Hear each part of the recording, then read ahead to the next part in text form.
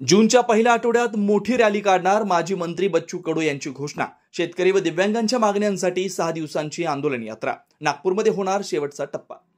शेतकरी आणि दिव्यांगांच्या न्याय मागण्यांसाठी जूनच्या पहिल्या आठवड्यात आम्ही मोठी रॅली काढणार आहोत अशी जाहीर घोषणा माजी मंत्री बच्चू कडू यांनी केली। ही रॅली बारामतीपासून सुरू होणार असून एकनाथ शिंदे यांच्या ठाण्यातून सर्व मंत्र्यांच्या घेरावासह 6 दिवसांचा प्रवास करत नागपूरमध्ये समाप्त होणार आहे। बच्चू कडू यांनी स्पष्ट शब्दात सांगितलं की देवेंद्र फडणवीस जे बोलले ते त्यांनी दिलं पाहिजे, अन्यथा आम्ही हटणार नाही। त्यांनी सांगितलं की 14 जून रोजी प्रत्येक मंत्र्यांच्या घरासमोर रक्तदान शिबिर आयोजित करण्यात येणार आहेत। शेवटच्या दिवशी किमान 30,000 शेतकरी रक्तदान करतील। रक्त घ्या पण सांडवायची वेळ येऊ देऊ नका, हे आम्ही आंदोलनातून सांगणार आहोत असं कडू यांनी म्हटलंय।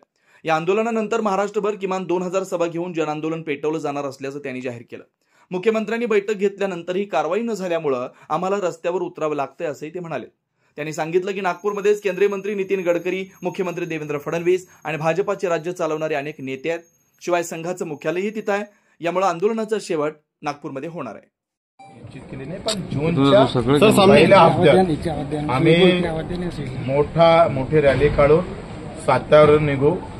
पहिले बारामतीला मोठी सभा घेऊ, नंतर शिंदे साहेबाच्या ठाण्याला, तिथून असं सगळ्या मंत्र्याला घेरत 6 दिवसाचा प्रवास करत शेवटचा प्रवास आम्ही नागपूरला करणार आहोत। एक मोठ्या आंदोलनाची तयारी शेतकऱ्याला, अपंगांना, दिव्यांग बांधवांना घेऊन आम्ही करतो आहे।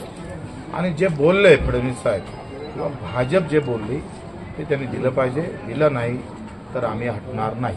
रूपरेषा कशा प्रकारे राहणार आहे या सगळ्या आंदोलनाच्या ठिकाणी? आंदोलन प्रत्येक जिल्ह्यात होणार की नागपूरला? पहिले तर याच्या माध्यमातून जागृती करू। आता 14 तारखेला प्रत्येक मंत्र्याच्या समोर मंत्र्याच्या घरासमोर रक्तदान शिबिर आहे। आम्ही त्यांना सांगणार आहोत का रक्त घ्या पण रक्त सांडवाची वेळ देऊ नका। आणि 14 तारखेनंतर आम्ही पूर्ण महाराष्ट्रभर किमान 2000 सभाच्या वर सभा घेऊन जनजागृती करून मोठं आंदोलन शेतकरी, मजूर आणि दिव्यांगासाठी करू। या आंदोलनाच्या ठिकाणाची काही निवड झाली आहे का? किती लोक? आता उद्या परवा सगळ्या जिल्हा प्रमुखांची बैठक आहे उद्या 30 तारखेला, त्याच्यातून स्थळ आणि हे निश्चित करू। या संदर्भात चर्चा करणार आहे सरकारची की थेट आंदोलनाचीच आता भूमिका तुम्ही? सरकारचं काम आहे, निवड चर्चेनं झाणार नाही। मी रायगडला उपोषणावर बसलो होतो, बैठक झाली, मुख्यमंत्र्यांनी बैठक घेतली, त्यानंतर काही कारवाई होत नाही म्हणून आम्ही हे आंदोलन करतो। आंदोलनाचं स्वरूप नेमकं कसं असणार आहे? ठिय्या असणार आहे, काही वेगळं करणार आहे?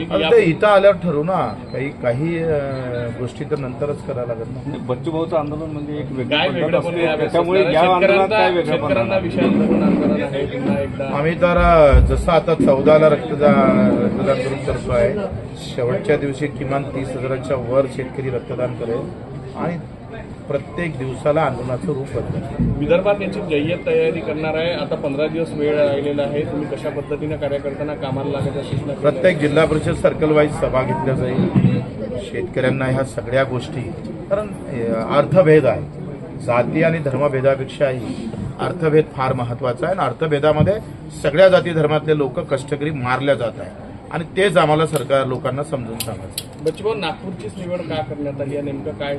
नागपूरला नितीनजी गडकरी पण आहे आणि मुख्यमंत्री पण आहे आणि भाजपचं सरकार जे चालवते ते RSSचं मुख्यालय पण इथंच आहे, दीक्षाभूमी पण आहे।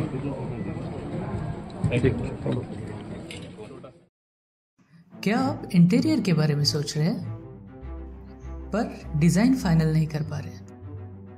होम इंटीरियर या ऑफिस इंटीरियर, किसी भी डिजाइन आइडिया को रियलिटी में कैसे बदले, आज हम ये जानेंगे इंडस्ट्री एक्सपर्ट्स से।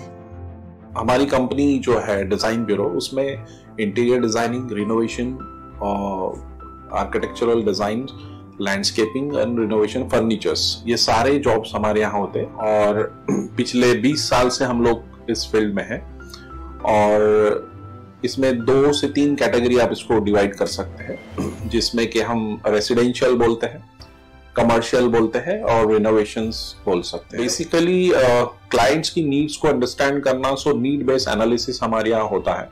सो क्लाइंट्स के लिए हम लोग परफेक्ट इसलिए हो जाते हैं या हम उनके लिए दोबारा या किसी क्लाइंट्स के लिए हम चौथी बार काम कर रहे हैं because of their confidence with us, कि वो हमारे ऊपर रिलाय करते हैं। हम लोग अमित को पहले से ही जानते थे तो उनको हमने बुला के उनको जो स्ट्रक्चरल यहाँ पे ब्रिक्स वर्क चल रहा था तभी से उनको कांटेक्ट किया, उन्हीं को जगह दिखाई, उनको स्पेस डिजाइन करने के हिसाब से कांटेक्ट किया, उन्होंने डिजाइन बना के दिया काफी अच्छा। जो भी उसमें जो भी चेंजेस थे उनको वर्कआउट किया हमने, जब जो मटेरियल लेना था वो साथ में हमारे आए, सिलेक्शन के लिए आए, वो जो भी सारा सिलेक्शन उन्होंने काफी अच्छे से करवाया। जो भी उसके बाद में जो एक्सपेक्ट था उससे ज्यादा बेटर ऑफिस उन्होंने बनवाया। बजट अगर आपका लिमिटेड है तो लिमिटेड बजट में भी आप एक अच्छा इंटीरियर कर सकते हैं, ये हमारा विश्वास है और हमारे क्लाइंट्स के लिए हम वही दे रहे हैं और उसी से हमारा क्लाइंटल बड़ा है। हर क्लाइंट की एक अलग स्टोरी होती है, उनका एक अलग रिक्वायरमेंट्स होता है, कई बार ये सारा मिस आउट हो जाता है। हम अपने डिजाइन उन पे लाते हैं, वो नहीं होना चाहिए। उनको क्या चाहिए वो हम डिलीवर कर सकते हैं, बस वो उनके बारे में हमको समझना पड़ेगा। तो हमारे इसमें हम एक ही बोलते हैं कि ड्रीम कम्स ट्रू। आप ड्रीम देख रहे हो, हम उनको फुलफिल करेंगे, वो हमारी रिस्पॉन्सिबिलिटी है।